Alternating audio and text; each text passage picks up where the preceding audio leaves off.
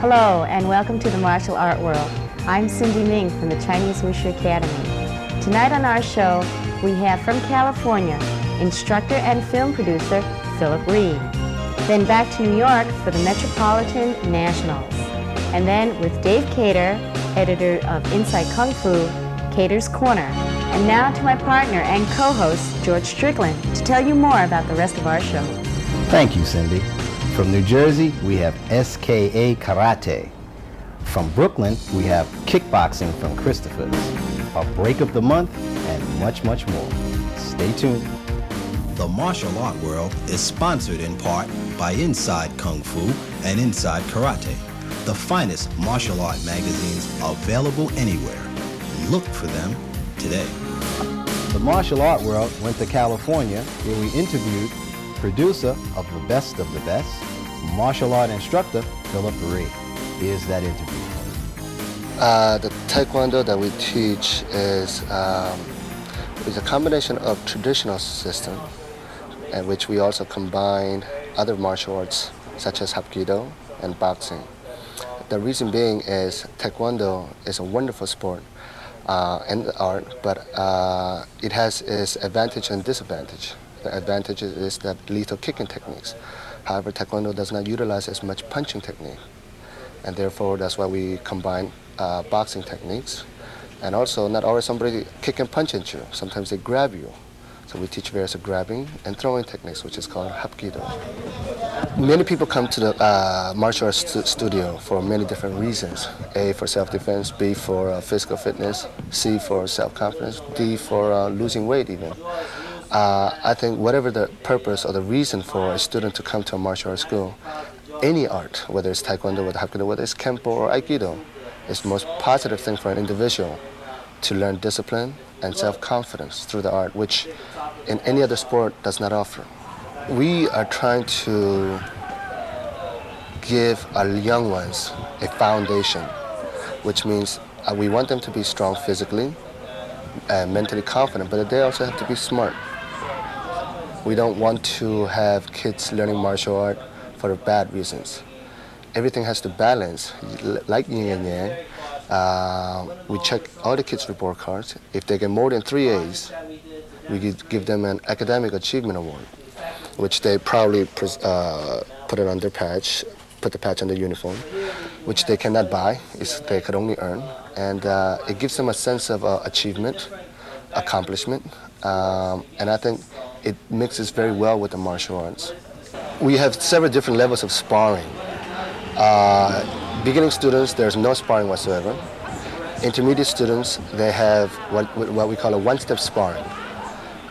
There's no face contact, only body contact. Advanced students go into face contact with hands and legs.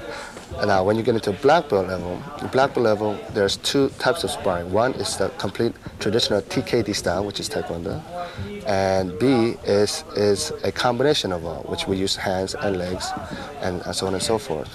But within our training system, this is something that we do almost every day, so we very much use a lot of control, and we try to work on more techniques than trying to beat the crap out of each other. Well, I started in films because I have a brother named Simon Ring, who's also has a studio in Southern California. He has 2 studios. My father's a master in the martial arts, and so when we were very young, we started training at a very young age. I was 4, my brother was 7. We went through all the tournament scenes at a very young age, and after we grew out of the tournament stage, we went into promoting tournaments, and after promoting tournaments, stage is somewhat over, not over, but we've done it so much that we needed new challenges, and that's why I got into films. And I was a frustrated actor, and I did not want to be categorized as a martial artist who doesn't know how to act, or an actor who's trying to do martial arts. So I completely stayed in the acting arena for a while. And then we did our first film. Mr. Chung and I did our first film. called Ninja Turf. And Ninja Turf did very successfully. And after that, we did a picture called Silent Assassins, who started Sam Jones and Linda Blair, Mako. That was very successful. And then I opened up my own company called CFC Entertainment. From CFC Entertainment, out of the first picture out of CFC Entertainment is Best of the Best. I knew I was going to do that film. Since 1980, I knew I was going to do it. But it's all a matter of being ready. The reason I did that film was for one reason only, and it was I felt an obligation to my children's class. So my obligation is fulfilled. But you know, it's tough to make a martial art movie with a substance because a lot of times there's another aspect of the commercial value of action picture. You know, sometimes they have great action but no substance, and there are films that has a lot of substance and there's no action. So in that sense, it's very tough. I think it's very important that individual or the children or the child finds what he wants to do early in life, very early in life. Whether he wants to be a dentist or a doctor or whether he wants to be a martial arts teacher, whatever it is, and don't do it for the money, do it for the reason because you enjoy what you're doing. And I think that's very important. There's a lot of people that does various of things that does not enjoy what they're doing. I at this point in my life, I do not have to teach. I do not have to teach for a living in another sense. But that's something that I've always enjoyed doing and I always will continue doing. Because martial art is not something that is to be kept, it's to be shared with everybody. I think for martial artists, I think there's a very important factor that is dissipating among the martial art community. I'm beginning to see a lot of disrespect between each styles, and the instructors out there is plays a very important key role in that. Instructor who says our style is the best, that style is no good. That's a very old traditional philosophy, which is not good, and that kind of philosophy only brings bitterness among martial artists. I think there has to be more respect among the martial artists and black belts. Now, if you go to a tournament, it's a circus. Students don't know how to wear their uniform. They don't even know how to tie their belt. Everybody's coming out in T-shirts.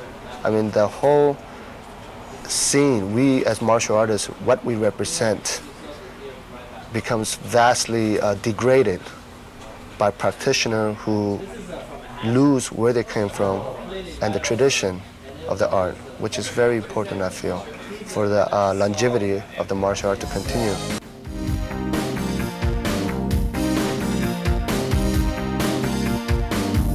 Tom Festa brings us one of the most exciting events of the year. The martial art world was there to cover it. Here is that story. This is the Adult Forms Grand Championship. This is, you're going to see some great competitors here. From this here gentleman here is Ted Pritchett. I believe he's won the Okinawan division today.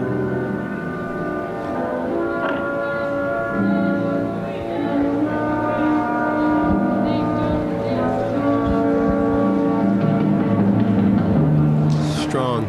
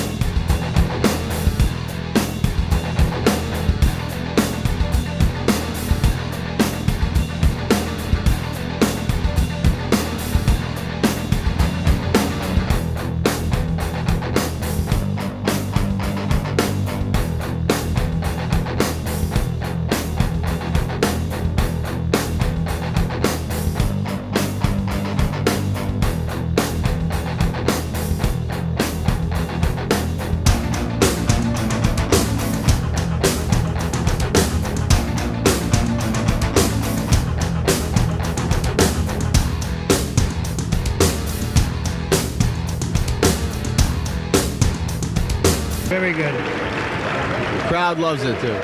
Sure does.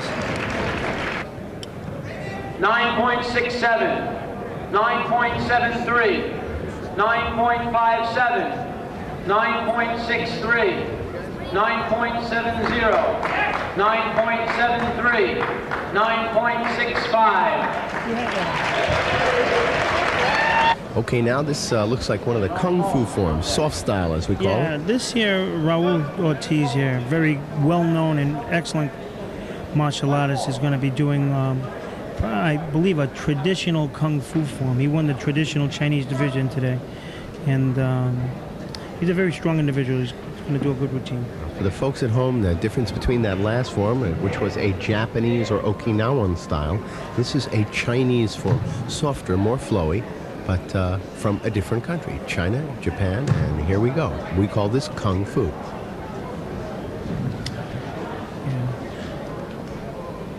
Very fast. Exactly, it's a more flowing system, Chinese flow, but they're still very strong. Well, those kicks and punches are very strong techniques. The Japanese arts were developed later, after the Chinese, and basically from the Chinese martial arts. Eventually were brought to Okinawa and Japan and throughout the world. And, China is regarded as the real sprouting place of martial arts, even though the birthplace was India. Nice routine by Raul. Very nice, very nice. And that's quite a nice looking handmade uniform he's wearing. Yes. Well, Chinese style has got some very colorful 9.67, uniforms that they use.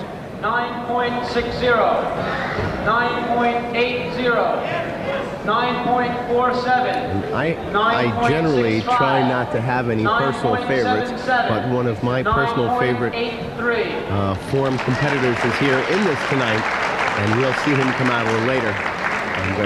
I'll let you know when he comes. Okay. Yeah, Javon. Here he comes. Well, Javon is going to be doing his monkey stick here, which he's going to get the crowd oohing and ahhing about this. This has been a long time since I've seen this form done. Some signature moves are when he gets a hold of that pole and actually goes up on it and spins around in a 360-degree circle, if I'm not mistaken. Quite amazing. And it's either going to be, with this particular weapon, he'll either be doing the monkey form, which he's very famous for, or he'll be doing what they call the wushu staff, which is a very, very powerful weapon. The way you'll see the way he moves this around, it's incredible. If it's the monkey one, it's my favorite. Yeah, I have to admit the monkey stick is my favorite too. But it's the wushu staff. I believe it is. Yeah. He's going to move this around like you won't believe.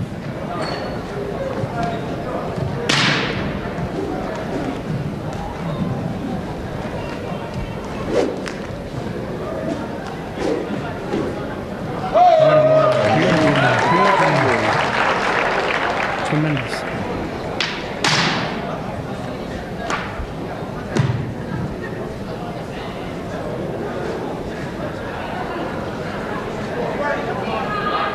He'll get this cooking now. Right. I wouldn't suggest to try that at home. No.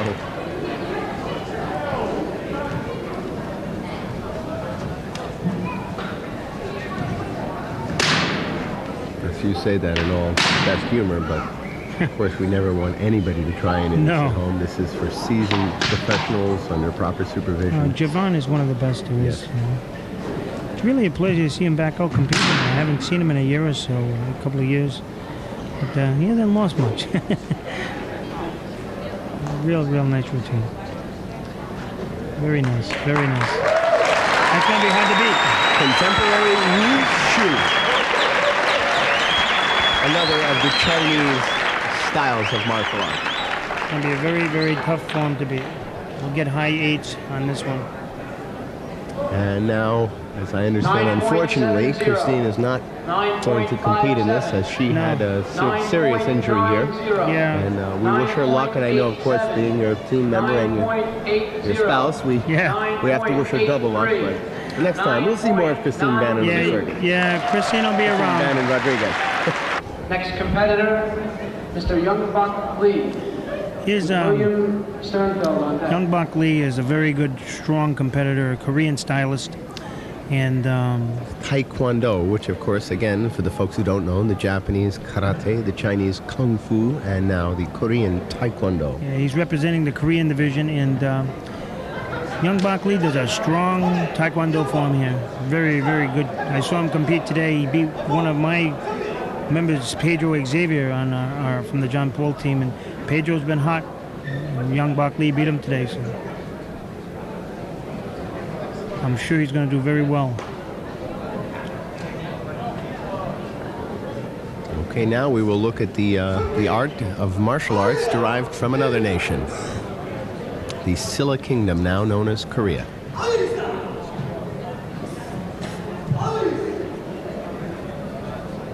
This art actually dates back to 1100 AD in what is now Korea. And the high kicks are the signature trademark of the Taekwondo forms. Stuck that stance real good. Very nice. Very solid. He's not making any mistakes. So it's No. going to be hard to not give him a good score. See, the thing is that you take a person like Youngbok Lee here, he's doing his form really, really, really well. But then you have a person like a Javon Holmes or a Christine Bannon Rodriguez who are doing the wushu, and their amount of difficulty that they're doing in their forms is what creates real hard for judges to compare a Chinese soft style form like Javon Holmes just did compared to what Youngbok Lee's doing here. When he does this form and makes not a single mistake, there's no doubt about it. It's hard to judge Look at that, it, you know. half an inch away from the That's judge's right. knee and didn't touch it. I've been in that position before as judges, and it's not a very good position to be in. Very hard to judge these people. You know, when you're doing a gymnastics routine, everybody's doing the same gymnastics routines, more or less. So you're just comparing one gymnastics routine against the other. With martial arts here, you're getting two different styles, completely different. It's very difficult to judge this.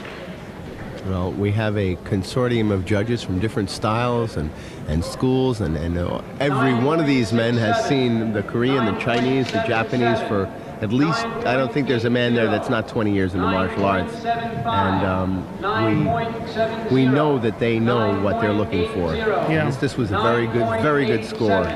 Very high score. Very high score, but I still think Javon had better scores. Miss Margaret Cole with Mr. Rocky DeRico.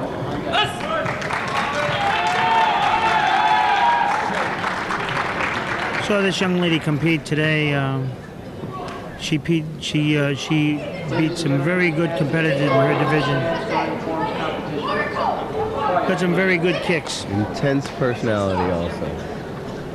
And when these folks present themselves to the judges, that gets their attention. It makes them watch. It makes them listen. And she did a good job of letting them know who she is. She's going to give a good performance here. I'm sure.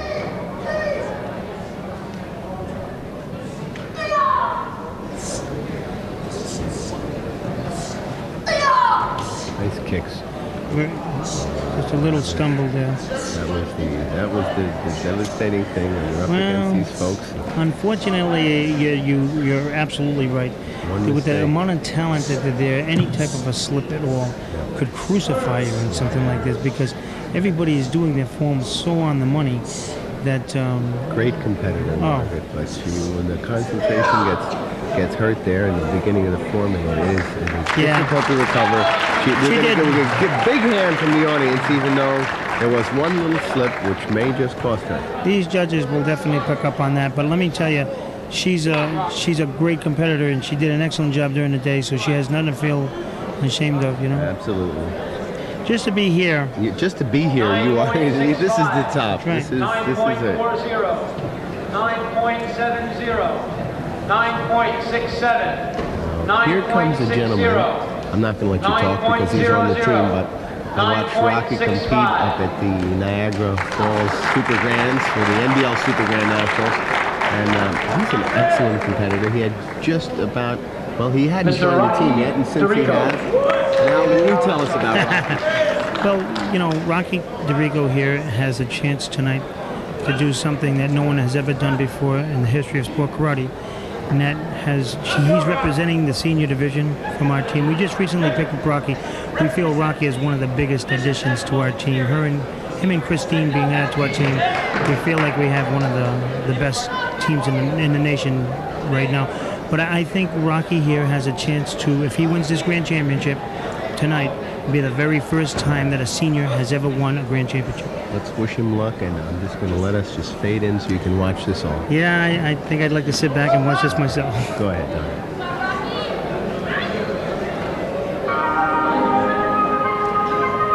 Let me just add that Rocky does this here to music, as you'll see. It's going to be it should be a good performance. I think he's kind of psyched up about it.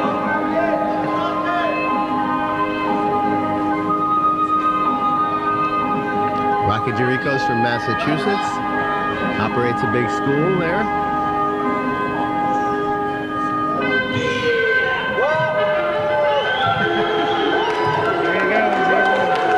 And he's off!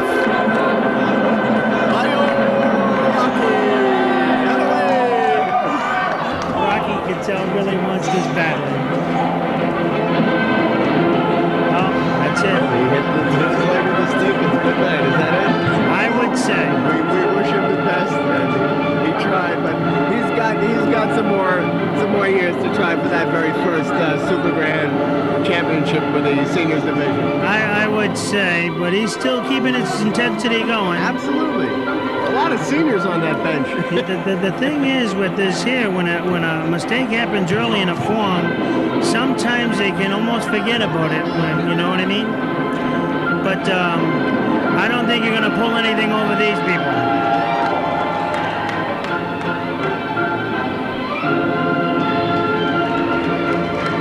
Did something happen there, Don?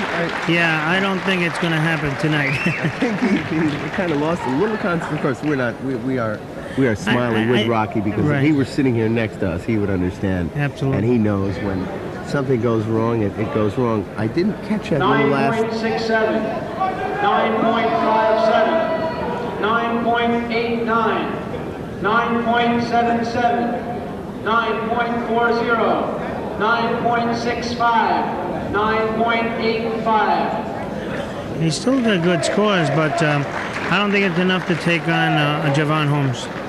Okay, all the competitors are lined up here. The judges are lined up.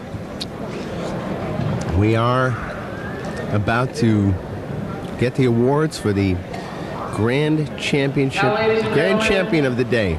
And this is the top champion of every division. Let's see what happens. I would say Javon Holmes probably won this. Grand champion winner. Well, after my mistake in the last division, I decided not to guess. I'm going to leave that up to you. 10. Mr. Jerome Holmes. Javon Holmes will correct the announcer. You pinned it. Yeah. And that's the Wushu staff. I think if he'd done the monkey, he might have knocked it off by another point. That's right. Javon's an excellent competitor. Excellent. And now to the editor of Inside Kung Fu, Dave Cater. People outside of our industry do not understand what the entire industry is about. Everybody looks at karate and you see the headlines for somebody who knows martial arts, so automatically the newspapers and the media play it up as this phenomenal martial arts star who uses his skills to overpower people. It's always played as super fantastic and always played up. And nobody understands it. It's, you know, if you look at our magazine, how much is actually martial art and how much is the ability to use your art to self-discovery and self-improvement. It's a continuing education of people out there. You look at the movies, you look at how they portray martial arts, for the most part, it's not real. It may be pleasing, but it's not real. And it's an image that we continue to try and change. But if, you know, we go out and look for advertisers, major advertisers, they don't want to have anything to do with us because we're violent. The Teenage Mutant Ninja Turtles had to cut most of its violence from its second movie simply because there were so many protests from groups over the violence of the martial arts in the first movie. And we spent 6 months with the film company just trying to get pictures from the movie for our magazine, because the company didn't want to be involved in any way or linked to martial arts magazines because of the violence. Again, it's people's perception is so totally wrong of what we're, the job we're trying to do, and also the people we represent.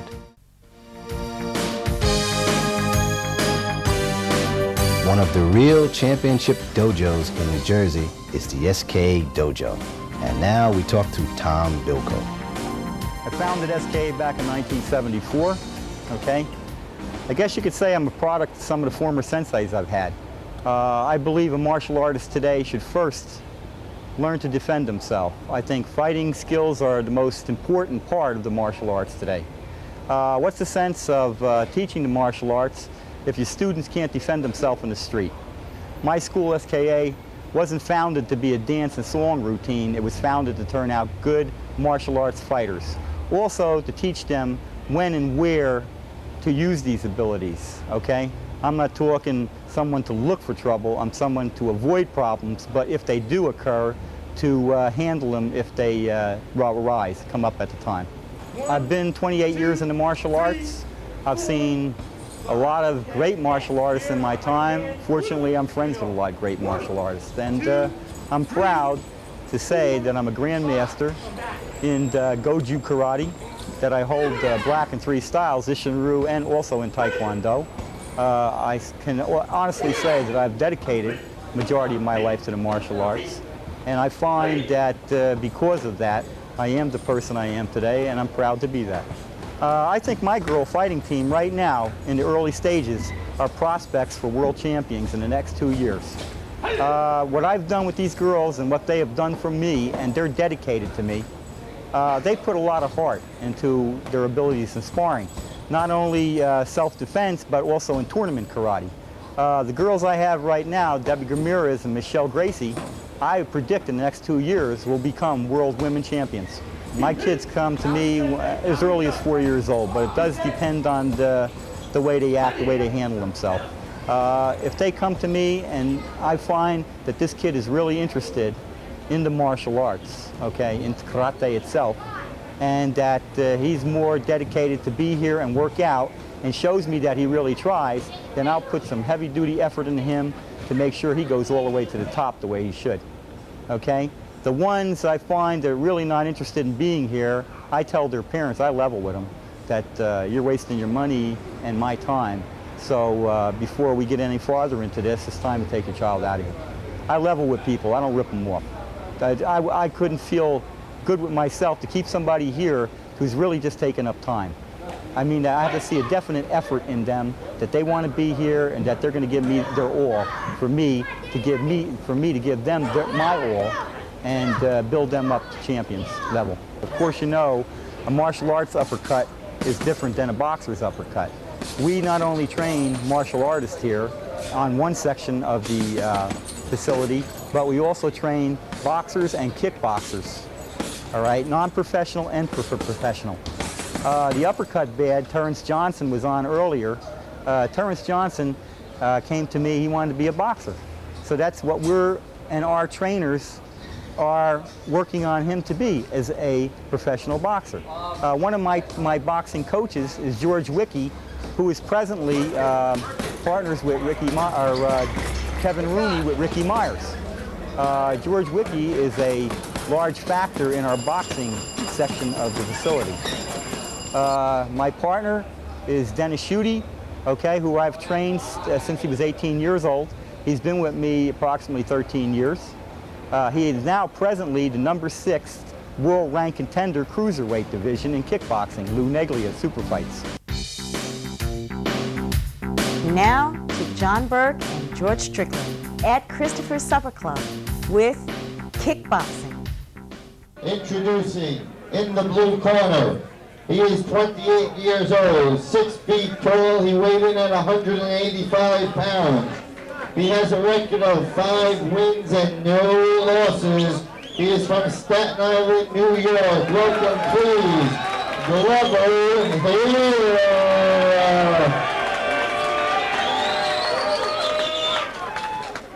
Introducing in the red corner, he is 30 years old, 6 feet 1 inches tall. He weighed in at 189 pounds. He has a record of 12 wins and 2 losses. From South River, welcome please, Dennis Schutte.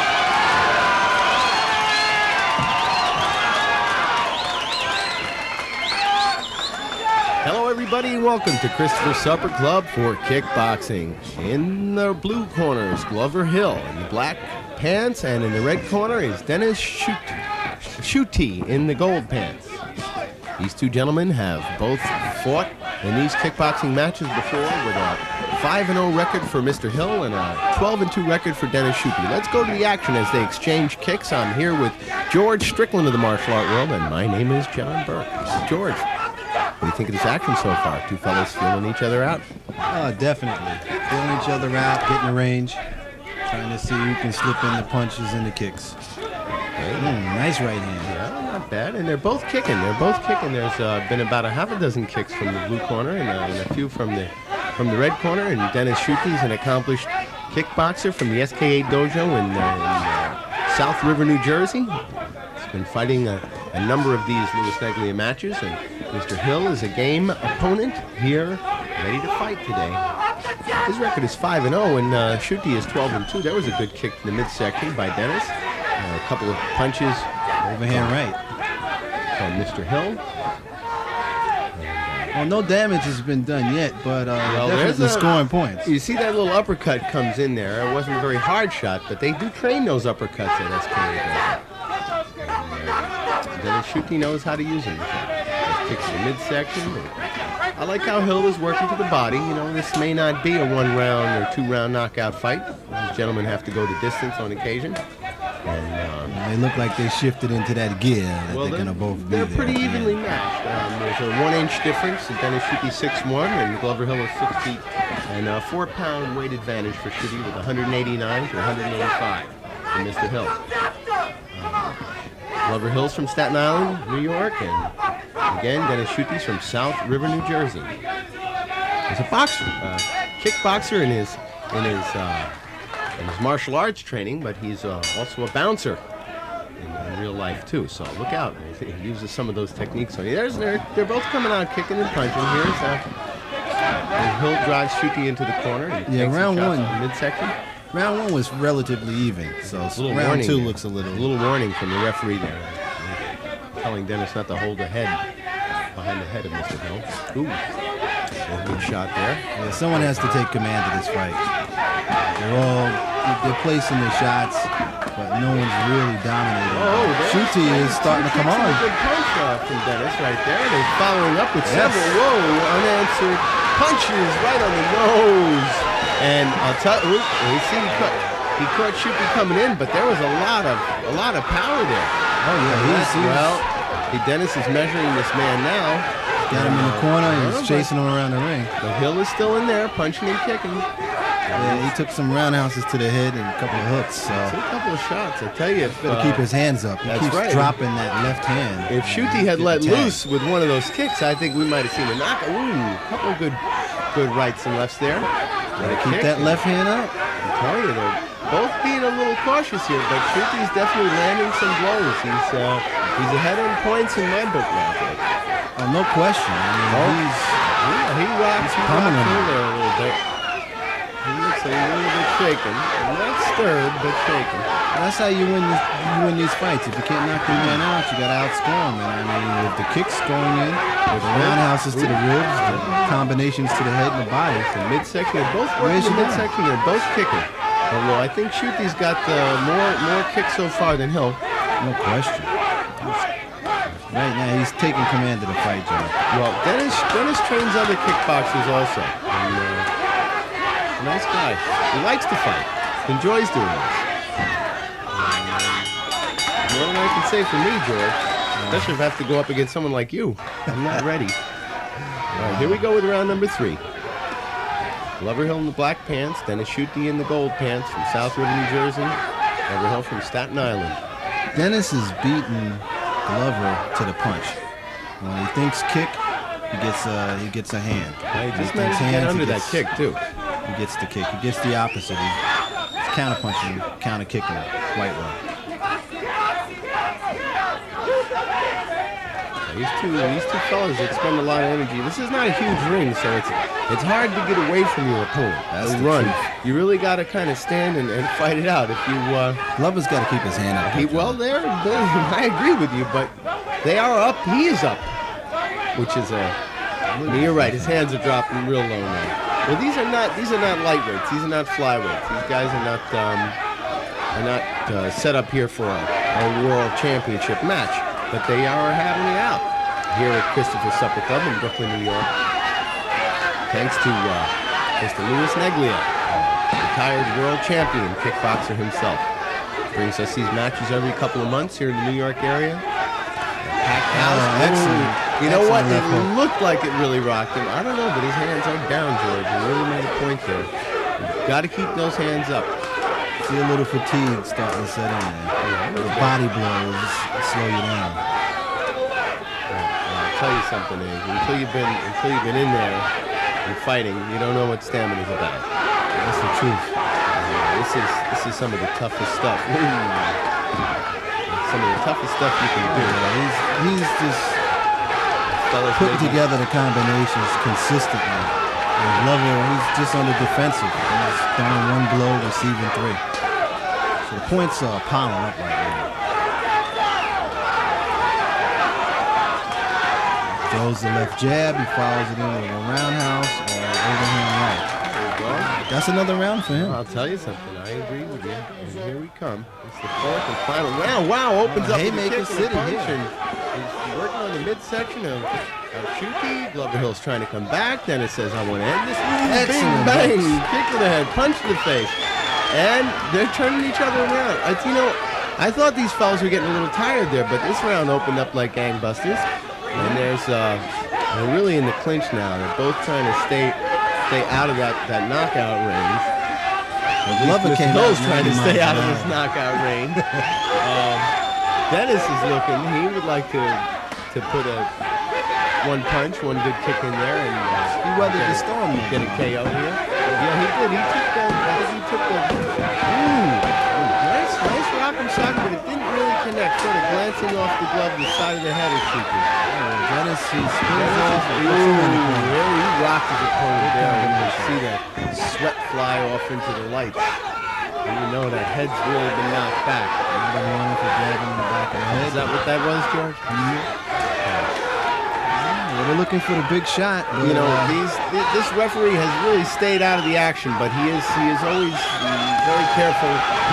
Make sure that nobody really gets hurt and there's nothing being done in there that isn't really fair. I mean, it's not a question of illegal, George. I think it's Schutte's really measuring Hill, and I think Hill is just trying to stand it out now so it doesn't go down.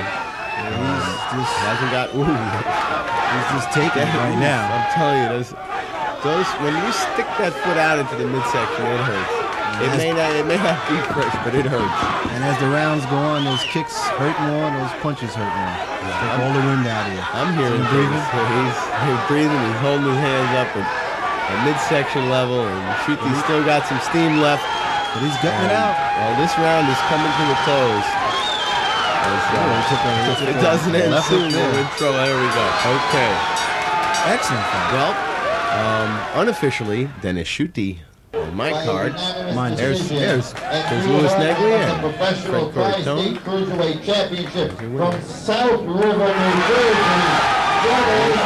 George, thanks for being here. My pleasure. Okay, we'll see you at the next kickboxing matches. There's Lou Neglia and the fellas. Look at that camaraderie. Okay. More kickboxing, martial art world. Here are some young karateka from Seido doing breaking.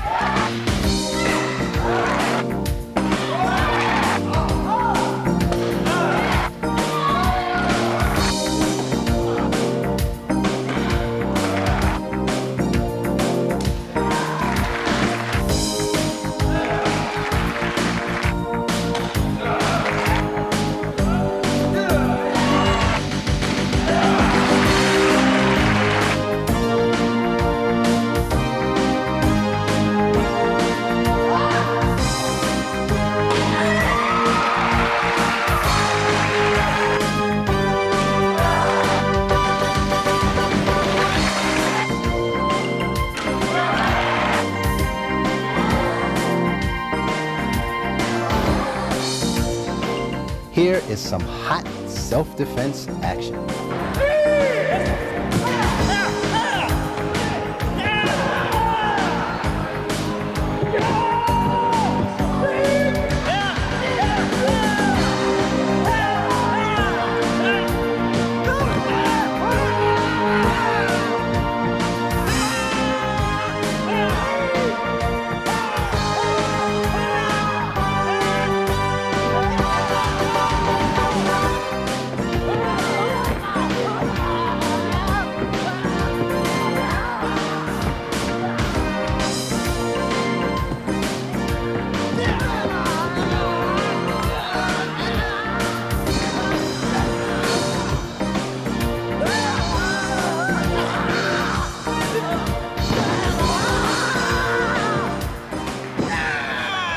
I'm Cindy Ming, and this is George Strickland. We'll see you next time. The martial art world is sponsored in part by Inside Kung Fu and Inside Karate, the finest martial art magazines available anywhere. Look for them today.